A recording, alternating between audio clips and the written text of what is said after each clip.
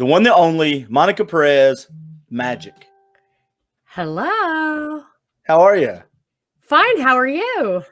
I'm good. So I need to say this to people. Apparently, from time to time, if you're watching me, I may go cattywampus and sideways. Is that true? That was my observation when I was in the waiting room. The green room. That's what us professionals call The it. green room. I'm sorry. The green room, Monica. You podcast. You're a radio professional at heart. You should know. I'm a little rusty. What are you doing? What are you looking at? I'm seeing if my good mic is on. That's my good mic. See? I'm a good mic. Oh, you got a good mic. Well, it's not a great mic. I think it's the same mic that you have, but I put so much stuff on it to keep the peas from popping that I can't see the light. I don't know if I'm on a hot mic or a cold mic. Do you know why me and you have basically the same mic? Huh?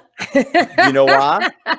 Yes, because I sent you it. Because a friend of mine sent it to me. She got tired of me doing a podcast with my little earbuds. You were doing it with the computer ambient. You can't do that. That's bad. Hi, Daryl. And Franny. Hey, Fran. Franny's there with Mommy. Hi, Mom. Hey, Mom. Mom loves you. I don't know why, Clint. I think it's because you're nice to me. Anyone who's what do you nice mean you don't girls. know why? I'm a nice guy. Oh, yeah, right. I forgot about that. Sometimes you say crazy stuff like, I got the gun, so if you've got the food, I think I'm going to your house. Like, that's not okay. No, my dad told me a long time ago, because he's military, is we have enough to take care of ours, but at the end of the day, if the bad people try to impose their free will on us, we will impose our free will on them, and then their supplies become our supplies. That I completely understand. If you're a bad guy, totally valid. Yes. If you have something we need, then your stuff becomes our stuff in our family. But if you know that your neighbor is a prepper and your plan is to use your gun to get his dried food away, that's not a good plan.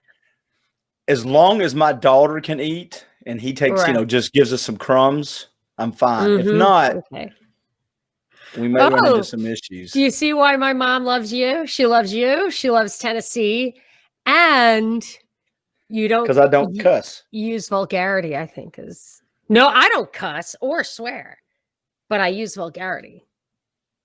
Okay. See the difference? I'm a Catholic. So if you curse, you're damning someone to hell. If you swear, you're asking God to bear witness. Mm-hmm. But if you just use vulgarity, it's not really a sin, except for, I guess, I'm not honoring my mom. So she has the power to make it a sin. Yeah. I like how in your life, and we all do this, but we have ways to circumnavigate the principles we want to live by. I want to eat good, except on free days, my birthday, Fridays, Monday. That sounds like my cocktail schedule. It's like I'm giving up drinking except for when someone's at my house, when I'm at somebody else's house, when I'm out, when I'm at a bar, if it's a weekend or a holiday or a day off or I'm on vacation or no one's around, no one can see me, yada, yada. Hey, JJ Boogie. Yes, that's true. That is, listen, there's no reason to call me out. True. Listen to the Trump tapes. The Trump tape. Thank you very much. It's so hard for me to engage in that like low-hanging fruit BS. Like I don't care. You are the kind of person that has to climb the tree and go get the really good fruit at the top.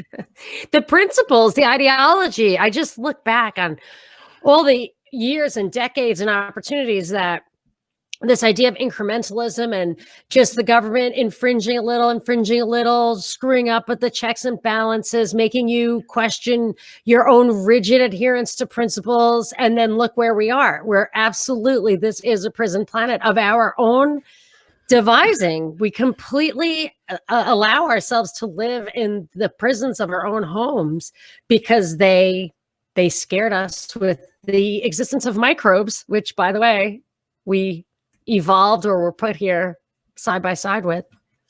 Yeah. Have you read, and I didn't send it to you. Let me adjust my camera here. I didn't send it to you, and I should have. One of the topics was that Trump is saying that if states, I can't remember the exact wording, but if states are refusing to handle the riots or follow certain protocols. He's going to withhold federal funding. I know. That's that scares why me, because but here's why, because a lot of my friends and I would go, yay, because we think the state should stop that too. The problem I have with it, once the precedent has been set, the next president who deems something else worthy could impose that same thing, and now I'm screwed. But it's right, of course, and that's why you prefer the principle of subsidiarity, which is you want, and that is the principle that our country was founded on, which is the government has very little responsibilities. There are very few mandates. Anything that the government does, that the federal government does, the federal government is going to control, and that takes away there shouldn't be a Department of Education. There's going to be a Department of Police or whatever. There shouldn't be any of that. It's unconstitutional. And the problem is, as you can see, is that once you become dependent, it was like when states wanted to have the drinking age of 18. They were pressured by many political groups that wanted to raise it to 21. And the only thing that really worked was when highway funds were withheld from states that didn't have that drinking age. And personally, the intercontinental or the cross highway system, I'm not a fan of anyway. That was unconstitutional. Well, I think we're starting, and I don't think we're starting to. I think people have seen it for a long time, but there's the chickens are coming home to roost now. Exactly. When you have things like the federal Department of Education, when it's federalized, the problem we have is the things that are needed in a community are maybe different. As long as the basics are covered, it's hard to tell somebody in an urban community where there's 10,000, 5,000 students in a school, and then there's a school with 400, that you all have to meet the same standards and learn the same things. And you kind of end up going, and I think we lose critical thinking because all we're doing is testing kids. We'll just teach kids how to take tests. Can we talk about this for a second? No. I don't know what your agenda is, but real quick, let's say hi to Mike. He said hi, that he made it. Oh, so, hi, Mike. Thank you, sir. Nice. All right, let's talk about it. Go for it. All right. So what is it that kids should learn? What do you think, in your opinion? Like, let's really puzzle through this. Well, is there a universal standard that you feel like is a minimum? And if kids can do that, that's really all you owe them as far as kind of an obligation to get them on their feet. Is there anything? Well, let me start off saying that most of the questions that you ask me, I feel I can answer to a certain point. A lot of questions you ask me, I don't feel I'm either researched enough, educated enough, or smart enough to really talk about that much. So I'm very transparent with that, but I'll give you my 2 cents on this. I think if you go back 100 years, the education system filled in the gaps of what they weren't learning at home. In other words, kids were learning how to do stuff, make stuff, think at their homes because they were working in the fields. They were having to help mom and dad around the house. They learned how to do They were learning angles and math and stuff because it was practical. I have to build things. I'm having to dig up stuff. I'm having to engage in life at the age of 10. I'm having to cook. And so as we got older, I think we added more to our education system that I don't think is really should be their job. I personally think the thing that I got out of school is the ability to think critically. And so I do think there ought to be some math standards, some history standards, and some English standards. And beyond that, I think everything else can be talked about. I think learning about our political system is really good. But again, who's controlling the agenda? That's a good point. I mean, this is something I've thought about, and I have a lot of thoughts on it. I'm not sure I know the absolute, this is how it should be.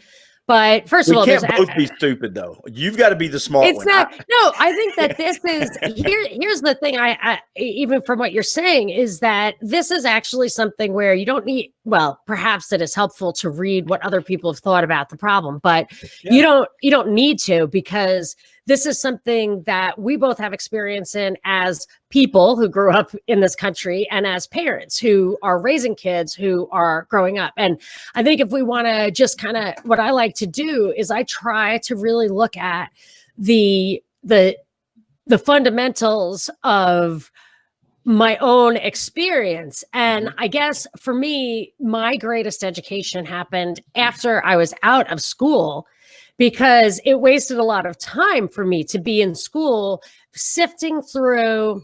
It's like the mainstream media. It's like what I do now. I mean, I sift through a lot of bullshit to see where, sorry, Mom, to see where there is there's some facts I can pull out, but really understanding, I like the tools, which is what they say Common Core is about, but but Common Core is absolutely not about this. But I really care about the tools. So I want to be able to read and write. I think grammar and vocabulary are really important.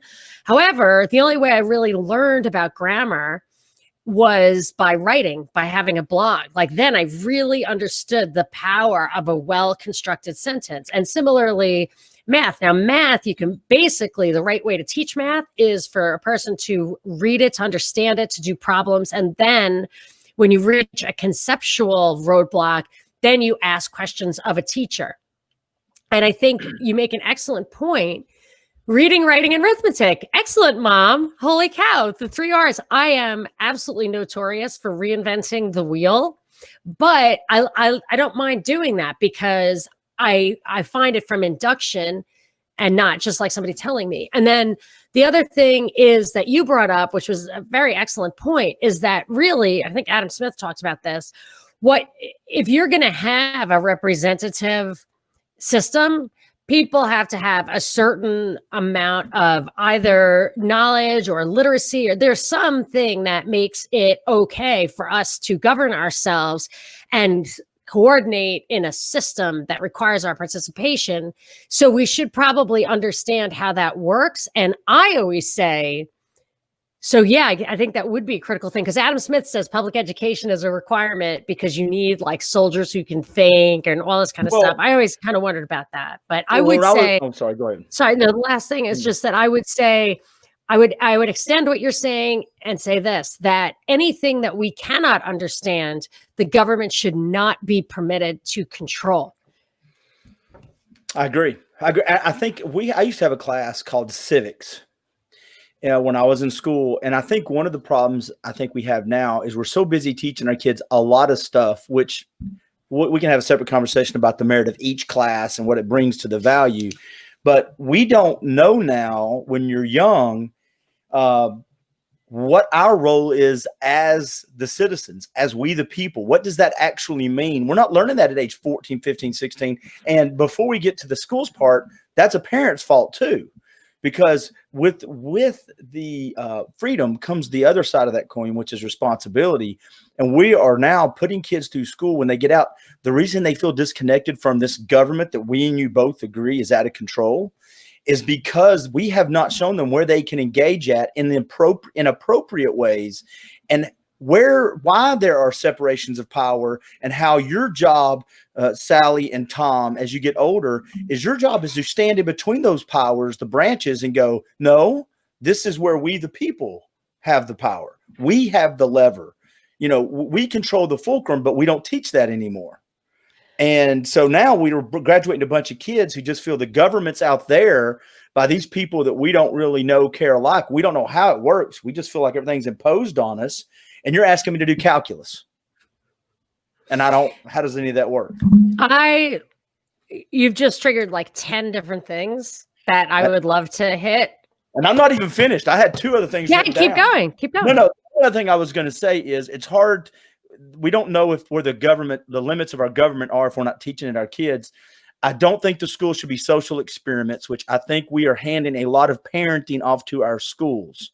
And that can go from the daycare part of it to the social experiment side of it. And then I think a lot of things too. You said earlier, Monica, that you think it wasted a lot of your time. And I can see that, because I don't think every kid's meant to go to college. I think that's a false statement to kids. I think we should be realistic. But also some of the stuff that I learned in school was not so much about the subject, but it was how to navigate the problems in the subject. I do think some classes that I look back as a waste taught me how to think critically and figure out things. I may never use that specific subject, but I will use the thinking and the logical way to approach things that subject required. Does that make sense? Yes. Okay, and I'm done. It's great. No, I love that. JJ Boogie, you have responsibility without freedom as well. Just saying. Yes, thank you. I might have to think about that. You might have to expand on that. Yeah, Jason. Okay, so here's a lot of stuff. I wanted to hit that. You were saying you had civics, and I didn't actually have civics. I grew up in New York, so that's probably why they probably eliminated sooner. There was a woman, Charlotte Iserbyt. Have you ever heard of her? No. She was in the Department of Education when Reagan was running it or when he was in office. She did an expose. It was one of the really validating things that came out of Alex Jones early on. Now, whatever you think about Alex Jones, the reason so many people he caught on is that he had some really valuable stuff up front, and she was one of them. She revealed the members of Skull and Bones because she had her father who was a member of it, his directory. She talks about the Department of Education. She makes a great point, which is this focus on STEM, science, technology, engineering, and math, which is the reason that we focus on that is that the big tech lobbies for it. So they lobby for free education to subsidize their workforce. And that's why they also lobby for immigrant visas from places like India, where they get these people educated on the community's dime, and then they leave and come here, and they don't have to bid for the higher salaries that our people pay for their own college have to. But she said STEM negates civics. So I always thought it takes the place of civics and the civics and the trivium, which was rhetoric, logic, and grammar. So grammar is information, logic is how to think, and that we all get. But the rhetoric, how to persuade and all that, the civic stuff, we do not get. And she pointed out, was it her, somebody else, that the liberal arts that you don't get when you focus on STEM, which includes civics, persuasion, all that stuff, rhetoric, it was called liberal arts because the free men only were allowed to have it. So in Rome, when the slaves were Greek, the Greeks were smarter than the Romans. I mean, if you want to generalize. So you had a Greek slave who was your accountant and ran your plantation. You did not want him to know about rights and rhetoric and civics and everything like that. So the Greeks were about science and all that. And then the Romans were about administration and law. And the liberal arts were really a weapon in the hands of the plebes, of the slaves. You didn't want that. And so what we've done is, you were saying how the parents have kind of let go their responsibility. And I think we were absolutely taught to do that. That one of the articles that you flagged in my tweeting this week was about the Atlantic. I called it the spiral of bullshit. Yeah. Because there goes your mom again. You're making sorry, your mom Mom. upset. Sorry. And Jason, we're going to pull your quote up in a minute, but I want to make sure we finish Monica's thought. Yeah. Go ahead. Well, you'll never finish me, but I'll just try to hit them quickly. No, we'll be good. I'll do it quickly. No. So we've been taught. So this Atlantic article was about how we did everything wrong with the pandemic, and this is why it's still going on. And it lists literally 10 things we did wrong. Like, we did things one at a time instead of all at once. We copied other people's behavior. We criticized other people. We listened to the wrong people, all this kind of crap. And in the end, it was like, oh, we're just too fucking stupid. And we're just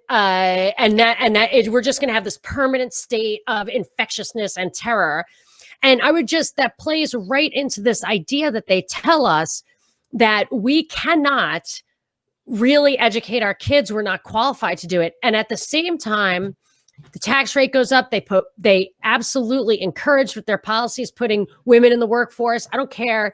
I mean, we don't need to talk about whether women or men are better off at home, but to double the taxation and get both parents into the workforce, that increases unemployment across the board, because a lot of times the couples are both successful and employed. Anyway, that takes people away from being able to take care of their kids and feeling that they have that responsibility. I mean, this is a plot to get the state to be the ones to teach the kids. So Stacey Abrams, the imaginary governor of Georgia, she says that she thinks she won, but she didn't. Yeah. She addressed the governors during the DNC.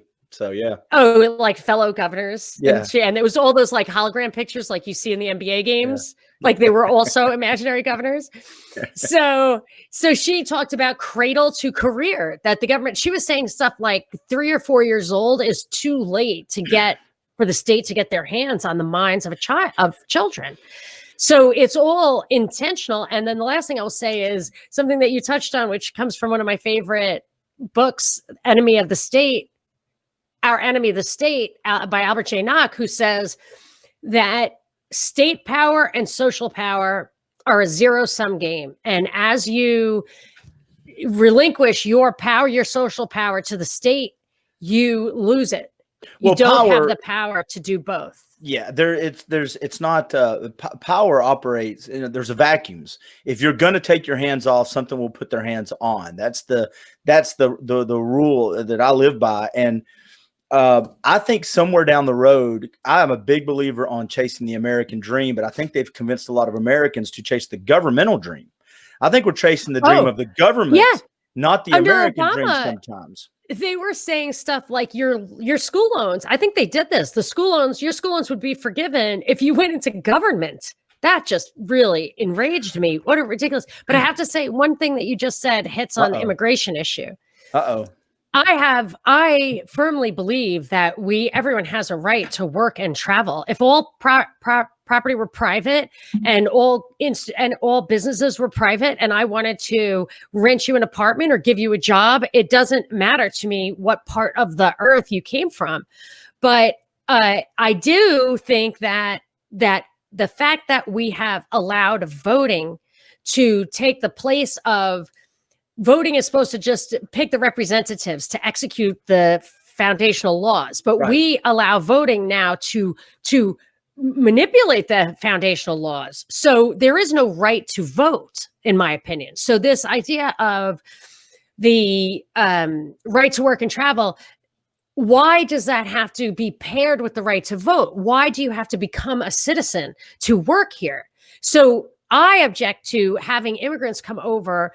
Clearly the political parties manipulate the immigration situation to change the voting makeup of this country. And I just thought, well, you don't have to amnesty. You don't have to give citizenship to people who have come over illegally.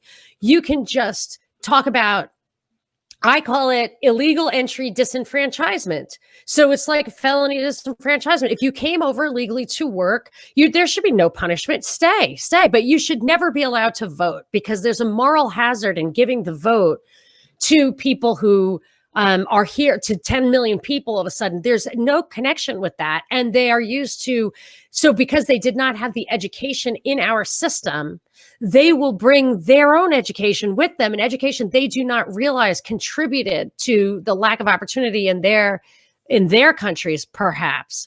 So I think that it really You just matters. started a totally separate podcast on immigration I want to touch on. But I want to say one other thing I think schools can be used for, and I've seen this if it's done correctly, is I think when you now, I think more than ever, is to expose children to things so they can discover their own thoughts. In other words, when I was in school, I had an English teacher, and I'll never forget her. And she was a great English teacher, but she started every class with 5 minutes of different kind of music. The first 5 minutes, nobody talked. Is mostly classical or jazz or something. And she said, because I don't know if you'll ever be exposed to this kind of music, but I've done this for 30 years, and there's a handful of kids that it sparked something in. And that's not an official mandate of a school system. But once you get people who understand teaching children is better than teaching them how to take tests, it allows them to do that. And I think that is, there's kids that would have never been exposed to that. And that's just one small example of something. That really goes to something I was going to say, because I got a full scholarship to Harvard as a transfer student from a community college. And I also went to Stanford. I went to business school and law school. Now, my husband always says that he really learned critical thinking in law school. I learned it from my father, who was a truck driver. So it doesn't matter where you learn it. Some people learn it and some people don't. So that can be very helpful. But the two things I really, really got out of it was what you're touching on, which is I was exposed to ideas and people, not just teachers, but other students, because the standards were very high at those schools. So for the first time ever, I was surrounded with people who, especially at Stanford Law School, and they really expanded the ways I could think, and they really checked me. And I used to make assumptions and generalize. And you have to know when you're doing that. And they would call you out on assumptions that you could not prove. And it really helped me refine my thinking. So there was a lot of that. That happens with me on this podcast. On most podcasts I do. I think podcasting, if you're engaging in long form conversations, that's education.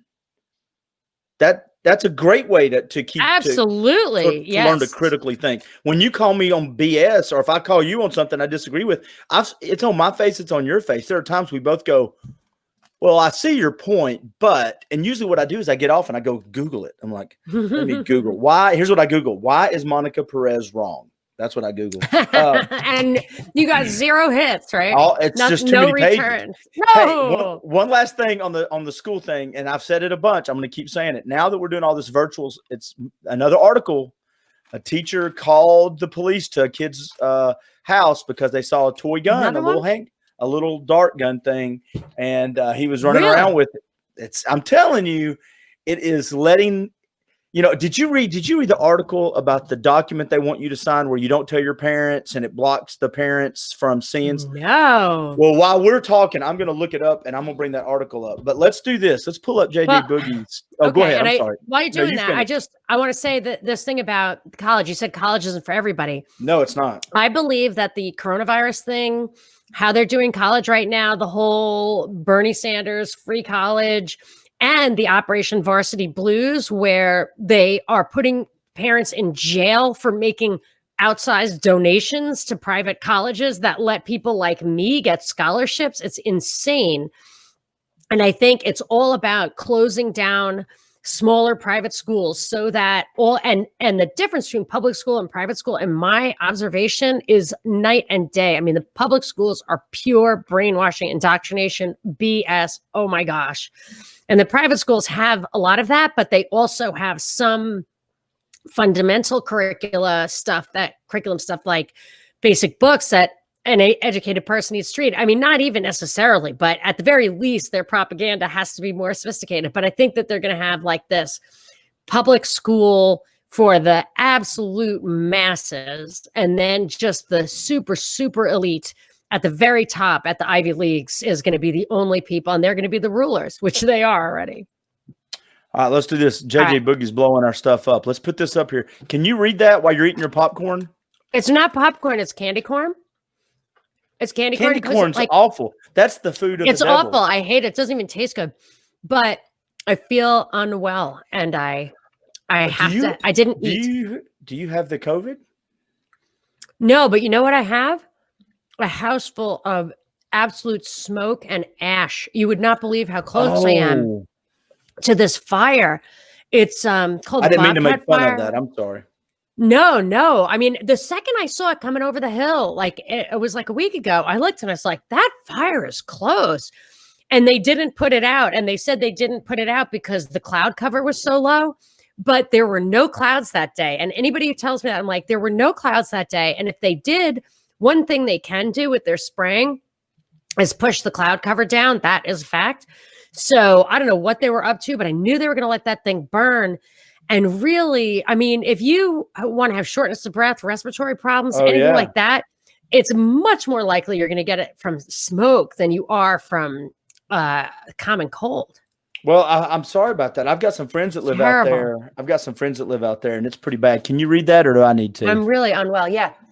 With freedom comes responsibility. Yes. But even under a tyrannical government, we should have more responsibility as parents to teach our children and show them freedom principles, and also to deprogram them from government indoctrination and propaganda.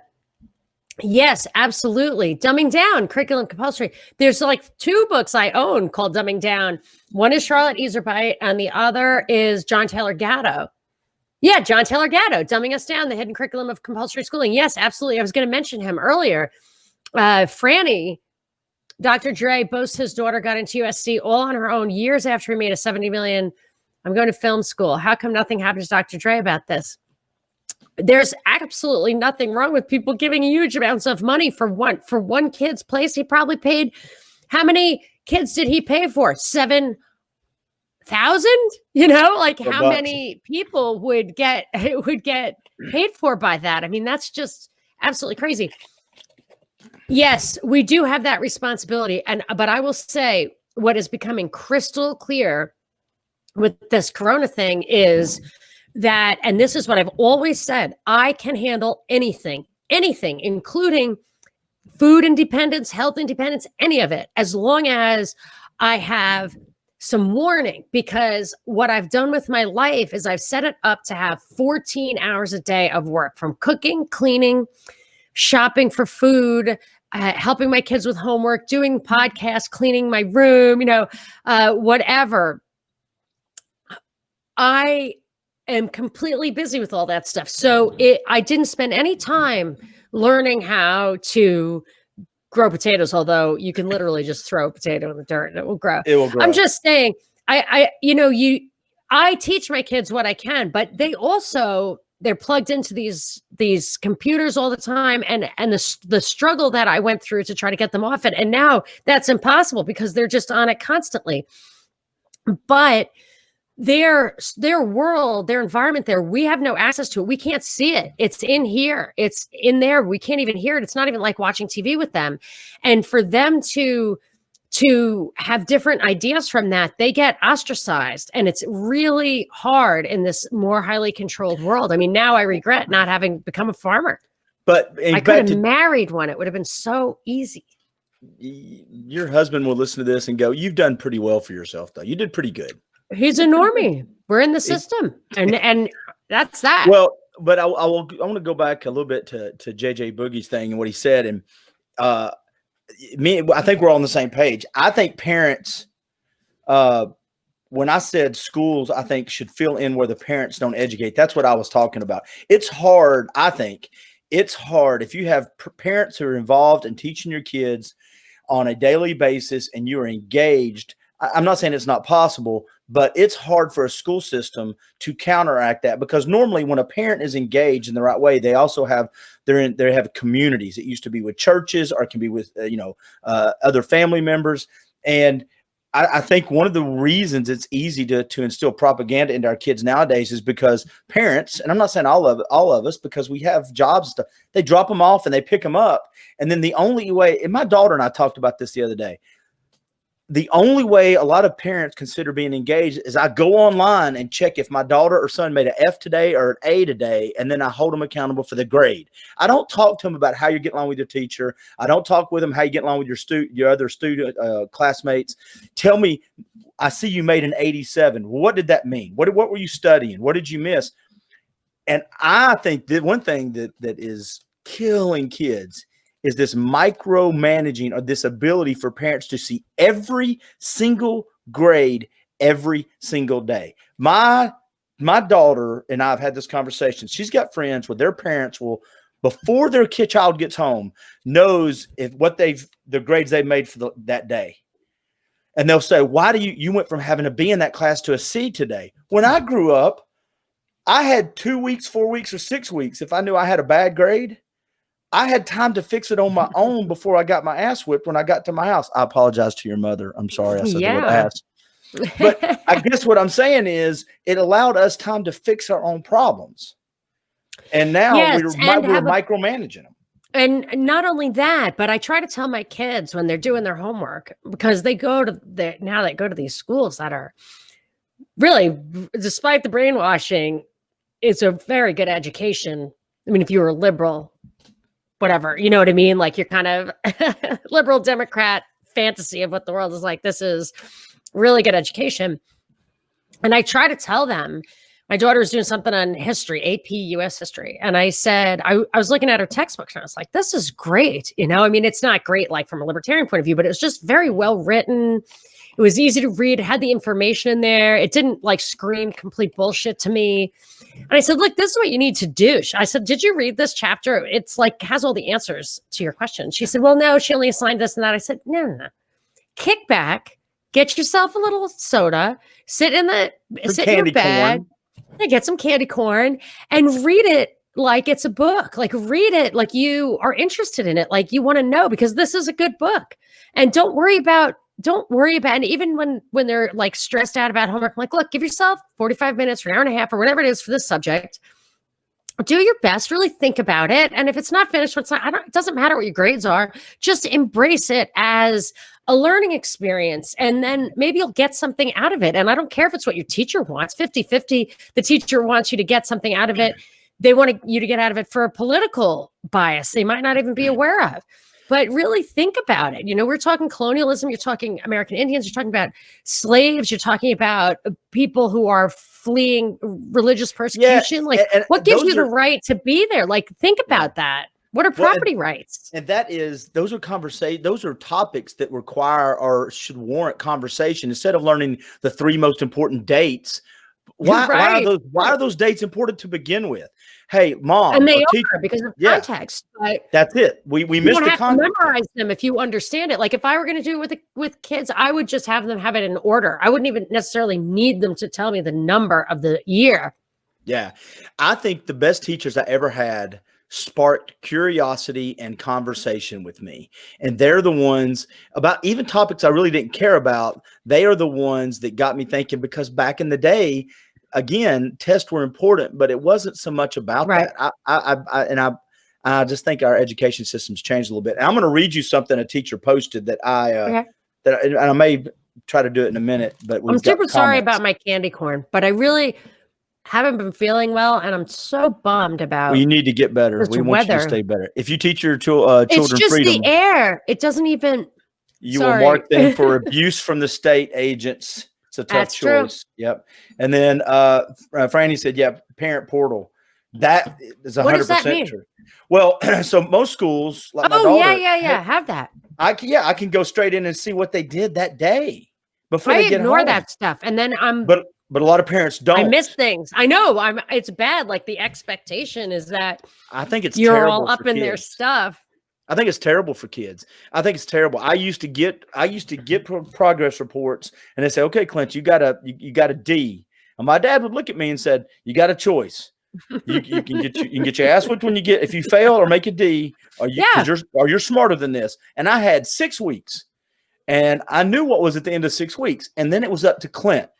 Mm-hmm. And every now and then, my mom, once or twice a week, would look at me and go, "Hey, are you working on that? Let me see your folder." And I'd be like, "Yeah, here it is." Yeah.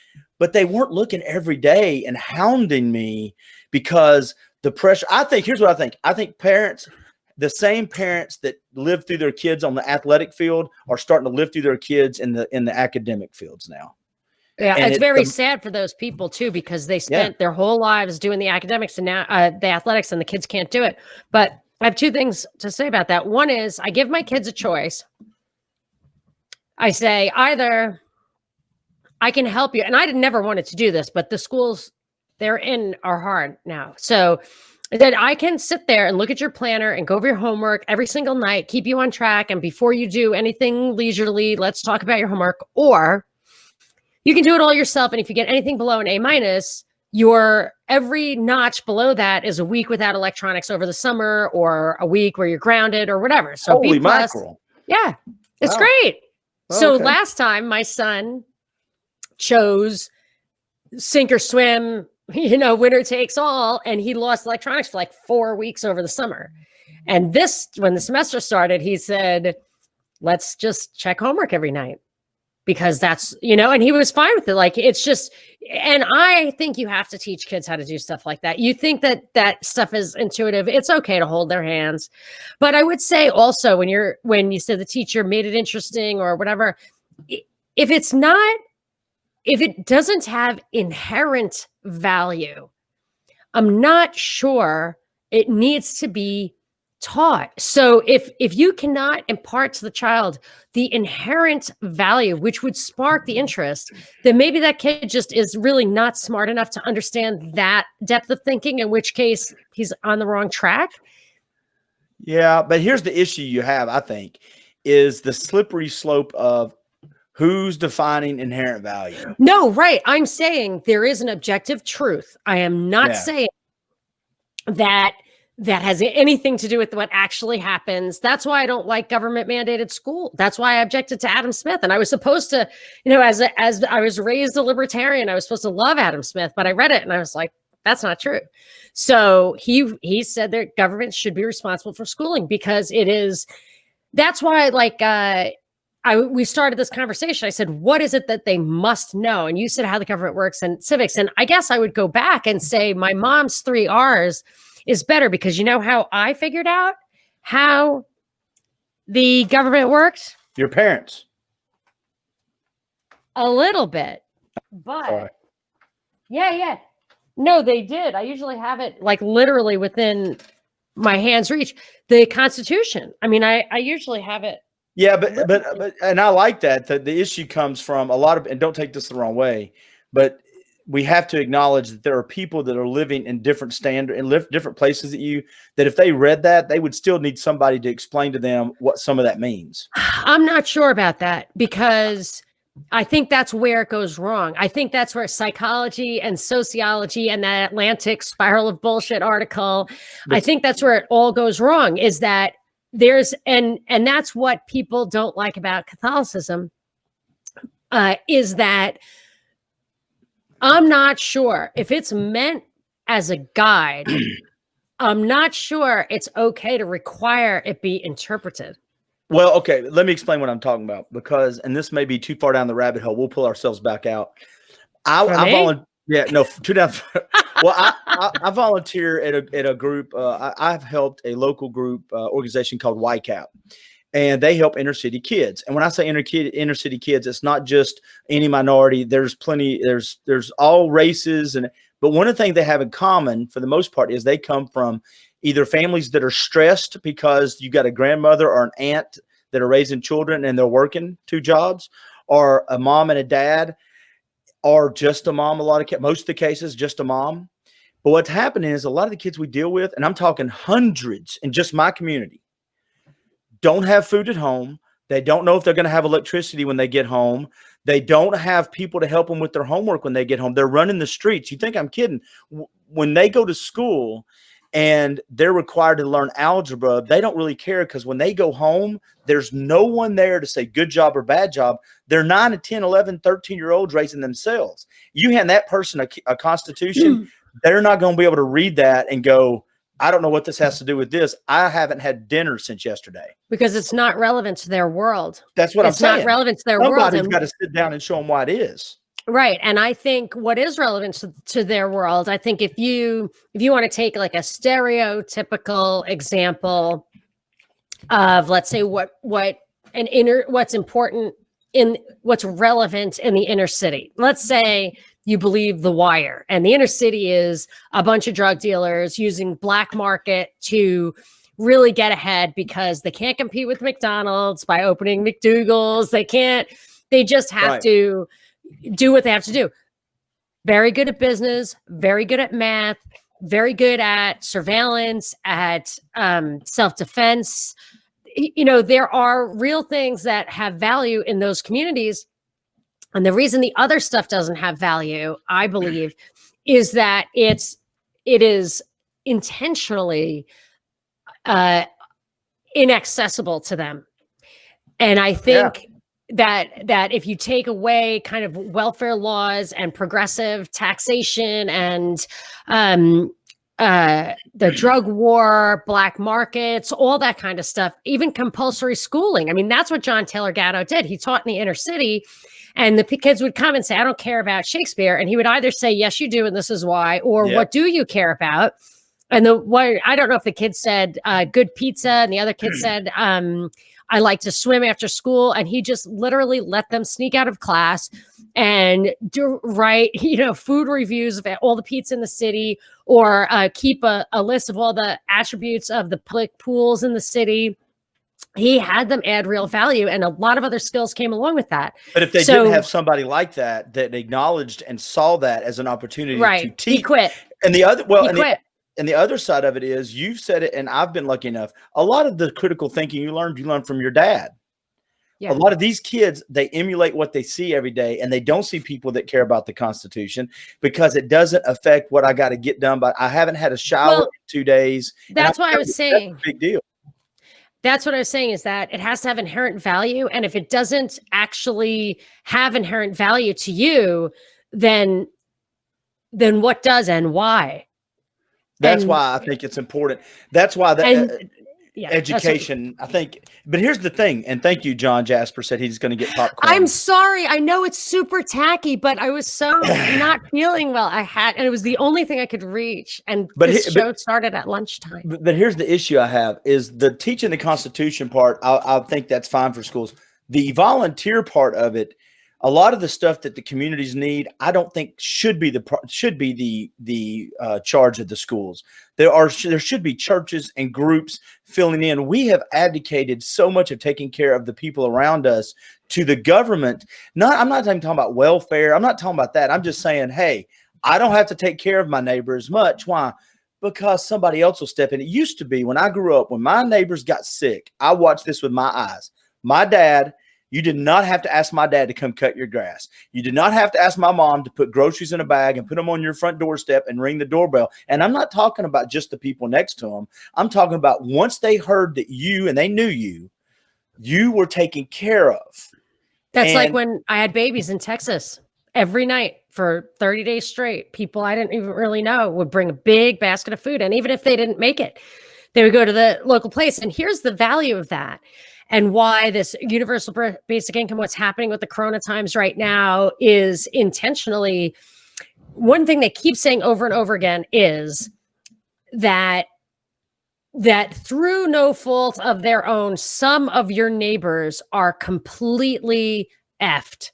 They're losing their business. They can't go out either because they're sick or because our policies have brought them to their knees, even though they've spent their entire lives building a business. And when they take that, so that convinces the people that these people who are just innocent victims and have nothing, that they must take government handouts. And it convinces people who still have a job that what can you do? You have to give those government handouts. But without the government, the way it used to be, what you were talking about, if someone was a bum and not going to work, those baskets of food would stop. And what you do when you have a community is you can keep an eye on each other, what people really need. You can prevent them from taking advantage, from diverting resources without contributing production. But you cannot do that. And the further away it gets from that, like the UBI, Universal Basic Income, the less, there's any connection between you lose the connection between effort and reward. You lose the effort. You also lose the self-esteem. Production and consumption. Yeah. Production and consumption. You also lose that self-esteem component, which is vital, that I feel good about myself, because then that bleeds through on how you deal with those around you.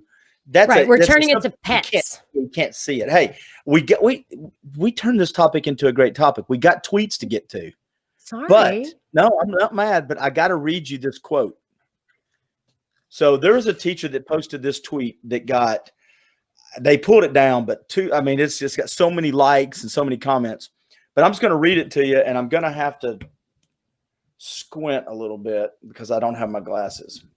So this fall, virtual class discussions will have many potential spectators, parents, siblings, etc., in the same room. We'll never be quite sure who is overhearing the discourse. What does this do for the equity and inclusion work?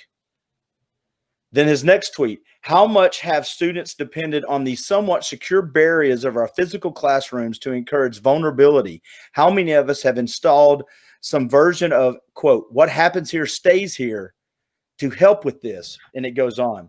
While conversations about race are in my wheelhouse and remain a concern in the no walls environment, I must I am most intrigued by the damage that helicopter or snowplow parents can do in the honest conversations about gender and sexuality. And here's the last one. And while conservative parents, air quote, conservative parents, are my chief concern, I know that the damage can come from the far left too. If we are engaged in the messy work of destabilizing a kid's racism or homophobia or transphobia, how much do we want the classmates' parents piling on? That's a teacher. Where is that written? Twitter. I'll send it to you. Oh, I think I saw that thread. Yeah. Was it then he made his account private, right? Yep. And some of the responses, that's interesting that you got that. Yes. I mean, it just absolutely betrays the real purpose of schooling. I was amazed at those thumbs up and yes. And what are we going to do? I was like, other teachers chimed in. And that's why I told somebody the other day, I said, by the time you're sick, the body has been dealing with the sickness for a while internally. Before the first time you ever cough, your body's been fighting it for a while. We're coughing a lot. This has been happening underneath the system, the radar. If you can hear that and not be terrified as a parent. Let me ask you a question. Uh-oh. You see this corona thing. I don't know what you think about germ theory versus terrain theory or any of the, like, what's really the right thing to do here. Mm-hmm. But do you not see, simply by the way, all governments, let's just say almost all governments around the world, so laterally and longitudinally from the most local to the highest, are all in lockstep on this, which goes again to that Atlantic article, which I called the spiral of bullshit.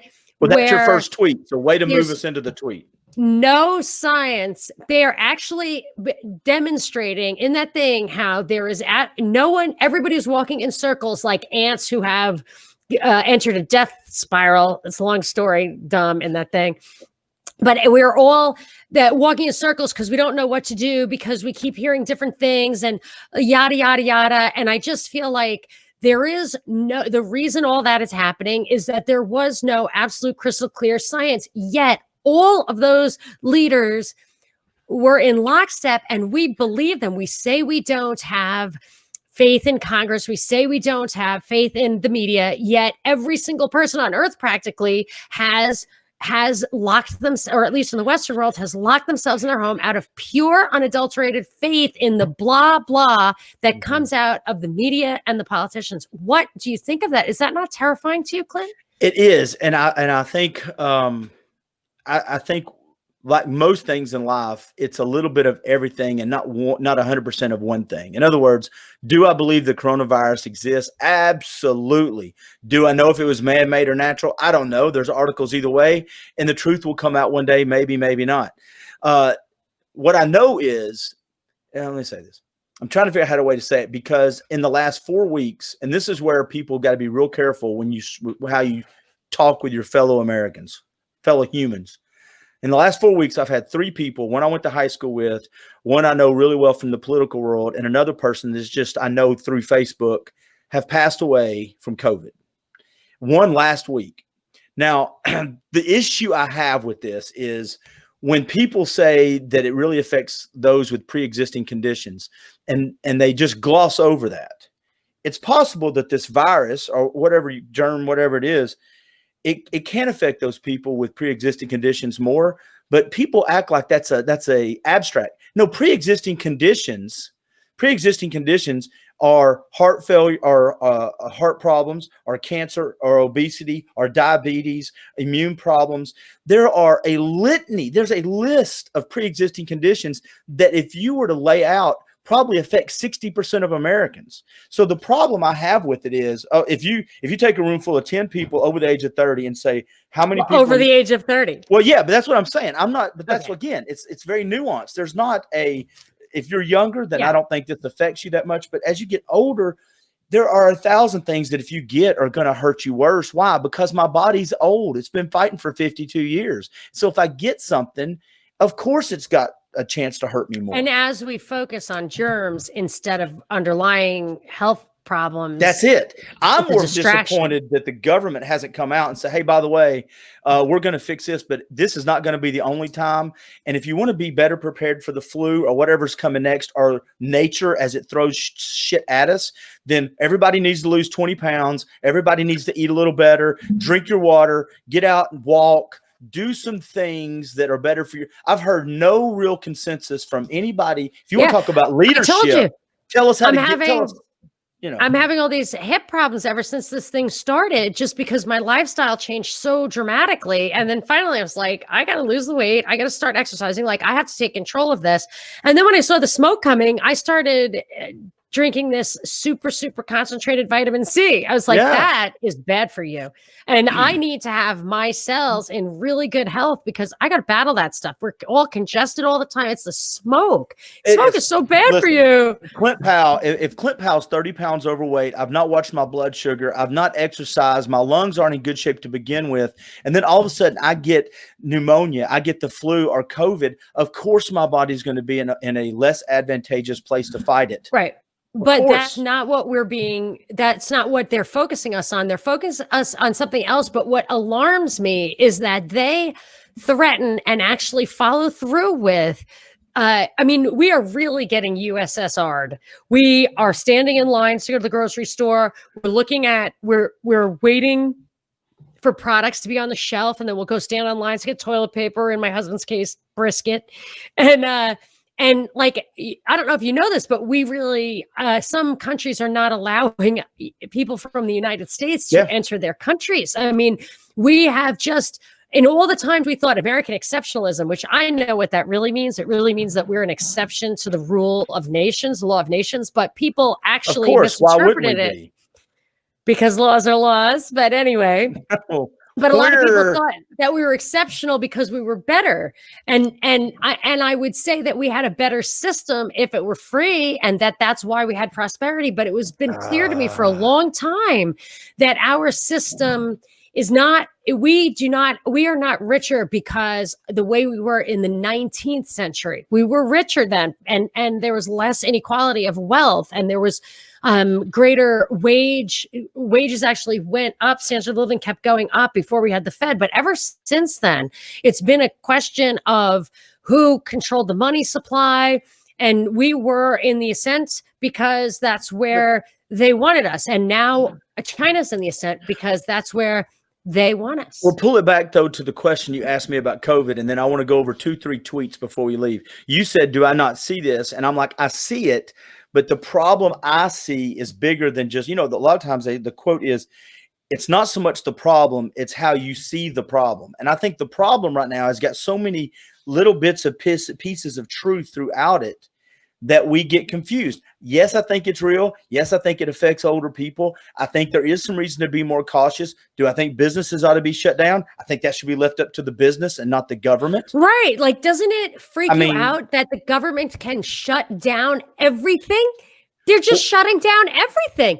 And we're going along with it, even if we don't agree with it. I also think you ought to be able to have restaurants that if you want people to smoke in your restaurant, let them smoke. Of course. It's your property. It's your property. If you go in there to have dinner, it's your lungs. If you want to do that. Right. But you know what? No, once you have Obamacare, they have a right over your body. But that's the counter argument is, okay, but if you do that and you get sick, then Clint has to pay for it. That's right. But then we don't do that with soft drinks. That's why you can't. Not yet. Well, Bloomberg tried to do it in New York with that exact argument. And that's why you can't have something called a left-leaning libertarian.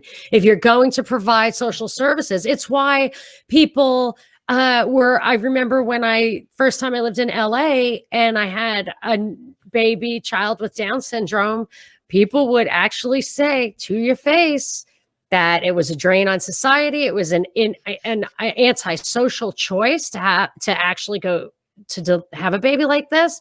So I just didn't take their social services, nothing, but they thought it was the right thing to do to kill that baby. All right, here's what we're going to do. We're going to go through 3 tweets before we get off here, because you've already covered the first tweet with your spiral of bullshit. Sorry, Mom. Yeah. I didn't. Oh, by the way, I wasn't cussing Monica's mom. I was just simply repeating your daughter's filthy mouth language. My tawdry tweets. Another podcast, Tawdry Tweets. That's what. How long ago did we see this coming at Freedom Act Radio? Yeah, that's Binkley. What was it about the flag? Yeah, the African American flag.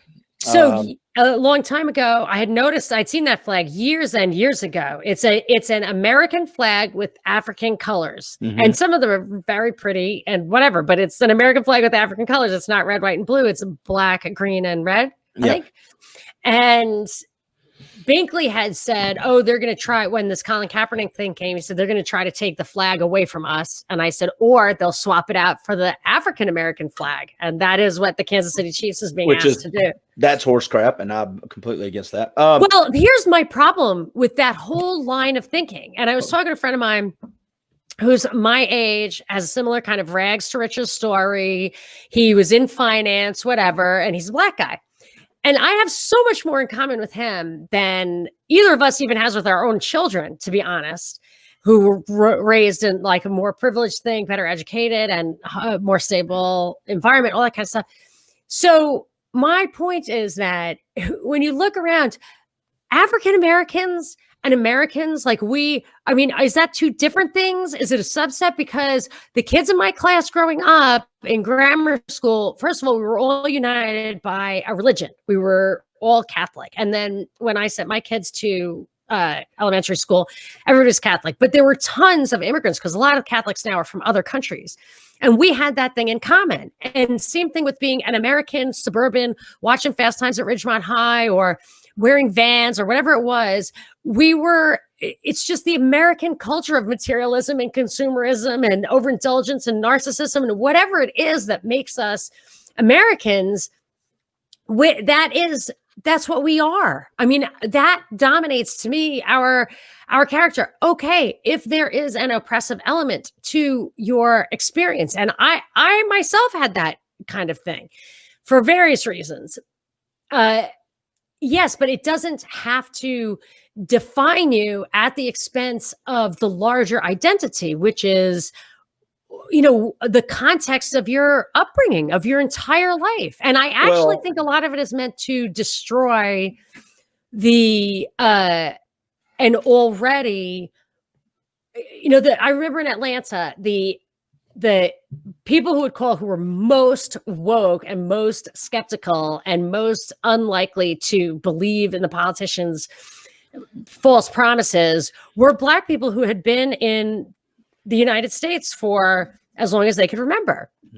Their families just went back and they were a little more woke. And I feel like to the extent that is the subculture's experience, then this exploits that for those same political people who have oppressed them all along. Well, I think just like COVID, just like education, just like sports now, race too has been politicized and weaponized to actually be turned around and hit us. You remember when you see those TV shows or you take the fist of your little brother or sister and you say, quit hitting yourself, stop hitting yourself. Stop hitting yourself. I feel like that's what's being done with us right now.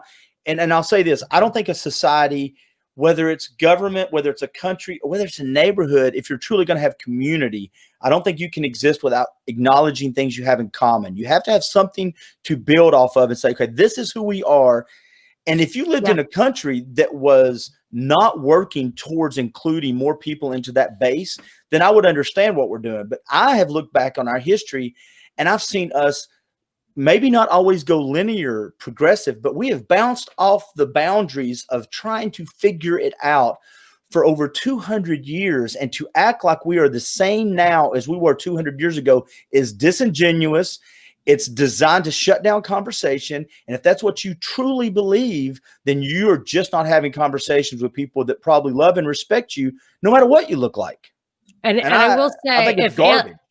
If alienation is the problem, this is not the solution. But to your point, the fact that more people voted for Obama than for Bill Clinton means that it was beyond, or I think one possible interpretation is that that desire to heal was a deciding factor And it could be that people didn't end up liking Obama, not because of what his color he was, because they didn't like the policies he tried to shove down everybody's throat. So it would be Republican and Democrat. If it was the exact same split as with Bill Clinton, then you could just say it's strictly political. But he actually got more votes as a percentage than Bill Clinton. So then you could say, well, it could have been a political change of winds. It could, but makes it less likely that he was penalized for his color, the color of his skin, than.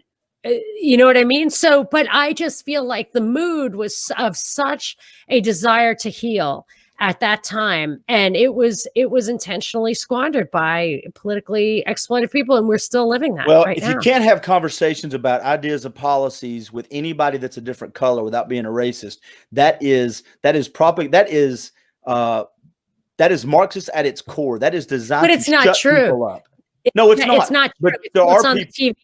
The TV. Well, there are people. No, but I'm saying I've had conversations with people where they shut it down completely. They say stuff like, "Oh, that's a nice opinion from the white guy." Did you have a real conversation, or is it electronic? Oh, I tried. I tried. And like human beings that you're in the same room with talking to. That's so this other podcast. That's what I'm saying. That's where you change things. That's where it's really hard to look at somebody that's a different color when you're not in surrounded by this energy of hate and divisiveness, and just say, "Hey, this is what I think. This is what you think." Once you sit down one-on-one, it's really hard to assign the other person evil intent when you start understanding they'll listen to you. I see that with the government workers. If you've got a cop or someone in the service or a public school teacher, and you say, "I think that those institutions are a big problem." And I mean, if you were going to say teachers, cops, and soldiers are just evil a-holes, and you sat down with any one of them walking down the street, you would realize that there is a point of view thing going on, and you just can't think that way about it. It makes you rethink even when they choose that role. Yeah, it makes you rethink it completely when the narrative doesn't fit what you see on the media. And I'll say this, I'll throw another group in there, and then we'll talk about one more tweet. I have a lot of people that I know that have been to jail and been to prison. And if you take to 10 people that have been to jail or been to prison, you would be surprised that the majority of them too are decent folks. Even if they've served their time, they've done something wrong. And I'm not talking about the evil assholes out there that are out. There are evil, bad people that just need to be off the streets. Thumbs up to getting them gone. I'm all for it. But I've got friends that when you talk to them, you go, "Oh, what a good guy. What a good girl." And then you go, "Oh, by the way, they served 5 years for this 20 years ago." Right. And you're like, "Oh, yeah," because once you start to know people and understand the ebb and flow of life, of grace and mercy and education and learning, and that every story is not your story, you have to be a little more accepting. You don't have to lower your standard. And how lucky you are to have gotten away with some of the stupid mistakes you made yourself. Like, I always think that. I'm like, man, I've made some stupid mistakes, and let's hope I don't have too many more ahead of me, but thank goodness, you know. That's the reason I'll never run for office. Hey, really? One more tweet, because I know we've gone over, but this has been we've had 2 weeks of good conversation, Monica Perez. 2 weeks? Yeah, I'm living what have you done for me lately world. How can I say? Georgia appeals absentee ballot deadline extension. Good. That's a good one. And then, hey, oh, by the way, shock. COVID-19 shot trials are on hold after some suspected reactions. Actually, coronavirus vaccines have, you know what the side effect that why they've never had a coronavirus vaccine before? It makes you more susceptible to coronavirus. But isn't that it's called immune enhancement? But I thought they gave you a dead version of viruses. Don't they give you then why would it work at all? Don't they give you a non-active version of the virus to? I mean, that's what they say, although I've never understood how that could even work at all. But no, there's something, what they do, they have to put it in there with adjuvants, which are usually heavy metals that hyper stimulate your acquired immune system. And when they do that with coronavirus, it makes that immune system always freaked out when it's in the presence of coronavirus. It backfires. Hey, do you ever listen to podcasts yourself, like long form podcasts? Okay. No, well, I like information. But I just did one with John and Eric, and we talked about what it means to be a Democrat, a Republican, a liberal, and a conservative, and a libertarian. And who was taking the libertarian? Eric's more libertarian. Is he a libertarian? He is. Yeah, he's more conservative, but he's voted libertarian, and he assigns himself libertarian views much more than he would straight line Republican. Right. And I think you would like that one because I think it's a pretty good one. I try not to listen to arguments because I like to make my own. Oh no.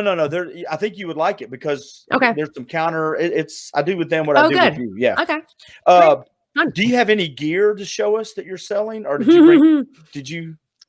Well, I only have my favorite coffee cup. How are the sales going of those? People love them. You know what they really love is the stickers. Isn't that funny? My propaganda report. The little round stickers. Mm-hmm. Did I send you one? I'll send you one. No. I can't even see them. Tell people how to find out about your gear and what happens if they want to be a Patreon, or what happens if they want to listen to the podcast. If you want my gear, go to thepropreport.com and just scroll down under the welcome thing and it'll say buy stuff. And I've got a really nice t-shirt. I don't know what I did with all this stuff. Anyway, so patreon.com/propaganda report is where you can get more than just my daily show, which you can get 30 minutes free every day at Propaganda Report on your favorite podcasting feed. But patreon.com/propaganda report, you get an extra 15 minutes. You get the cocktail parties. Sometimes you get early release. And I also have a YouTube channel. So if you're seeing this here, you can also see it on youtube.com/Monica Perez, where I just did one on Swapcast with a guy who runs the Flat Earth Project. So that's okay if we stick timelines pretty hard. We're going to go over a little today because I want to ask you about the Flat Earth and the Ripple Effect podcast you did. Mm-hmm. Can they find those on YouTube? Yeah, YouTube. Okay. That's my channel, youtube.com/Monica Perez. And the Flat Earth one, this guy reached out to me. He said, I heard you mention Flat Earth. I want to educate you. And I said, okay. So I invited some friends and we did the podcast. And I'll tell you, I put it up on my YouTube channel and man, did that get some hate and some love. Like it was crazy. People were just mean, like you stupid bitch, whatever. I was like, I don't even believe it. You know, like I just was listening to the guy and then someone else was like, well, you can let the guy talk. And I'm like, that bothers you I don't let too. You talk, but that bothers you too. I know you a little bit. And when people respond like that, you're like, hey, I'm doing a good thing here. Right. I'm doing the best I can here. Where are you? I've spent my whole life my most recent life trying to put a platform out there that I listen very respectfully to people's views. And I try to, if they're going off in the wrong direction, I try to get back. Anyway, I thought I did a good job. But it got a lot of hits. What about the ripple effect? What's that? The ripple effect, that's Ricky. He does also the Union of the Unwanted, where I have those up there. So there's like 10, 15 podcasters with some famous person, Del Bigtree, who did Vaxxed, the documentary. There's Richard Gage, who's architects and engineer for 9/11 Truth. And then Ricky runs that, and he had Binkley and me on his show, and we had a marathon conversation. So so if you've got some time, but I put that on my, let me see if I put that on my YouTube channel. Well, also, I want to encourage people, if you're watching this, go to her YouTube and help her get more subscribers. Oh, yes. I need listeners. Yeah, I need page. We need some listens, Clint, because if we get some good listens, we can put an ad on it or two, and literally it would make $1 a week. I could use $1. I could use $1. Hey, how about you? What about your Patreon? Well, you can just look me up on Apple or any podcast platform at During the Break. I'm putting out a bunch of new episodes. I've done a couple of really good ones the last 2 or 3 weeks. You can listen to that Of, By, and For the People. I do about the American experiment with John and Eric. I put up one this week with a friend of mine who used to be a head wrestling coach, and now he owns a company called Her Better Way Athletics. If you're a parent of a child, a young kid, or a youth, you need to go listen to these podcasts because we talk about the parent's role, which is just so good. It's a really good podcast. And then I have a bunch of my media radio friends where we share some really good stories. And then I have Dayfire Podcast. My buddy Dawson Wheeler. We share stories about from the great outdoors, people that take crazy adventures around the world. We talk about conservation. We talk about tips and gear for paddling, hiking, climbing, camping, RVing. So anyway, that's how you can find me. And I got you got a bunch of people supporting you. I got 5. Yeah. I got 5 people. Well, I put 10. out a lot of content. Yeah, I put out about 5 or 6 podcasts a week, and that's it. That's I mean, it. that's Now plenty, my Facebook, but my social media. Yeah. I got 7,000 views on social media last week on videos. Wow, Yeah. really? Mm-hmm. Awesome. So, well, if you charge for the last half hour of every one of your videos, maybe you'll get more patrons. I don't know how to set that up in Patreon, though. I don't know how to make it to where people. It's not easy. We actually have to redo it ourselves. For John Jasper, I'm trying to go commercial free for John Jasper specifically. And John Jasper actually. Hey, did you get the mug? He got the mug. I think I sent him one of these. I was a little worried because he lives in the UK, and the shipping was going to be through the roof. But then the company that makes them sent it to him directly. Hopefully you get it, John. Thank you, John. All right, Monica. All right. Thanks so much, Clint. I think we did a good job tonight. All right, do me a favor, though, and let's end it. And I don't want to make this the thing. I got to get a video of your mom saying goodbye so we can end every video with your mom. Oh, my gosh. That's a job for Franny. We got to send us just a 20-second video of her saying goodbye, and then I'll include that on every video. I think that would be awesome. Come on, Fran. And it's got to be authentic, just right where she is. Bring it. A lot of cuss words. We want a bunch of cussing. No. I get in trouble for that. Bye, Monica. Bye. See you, everybody.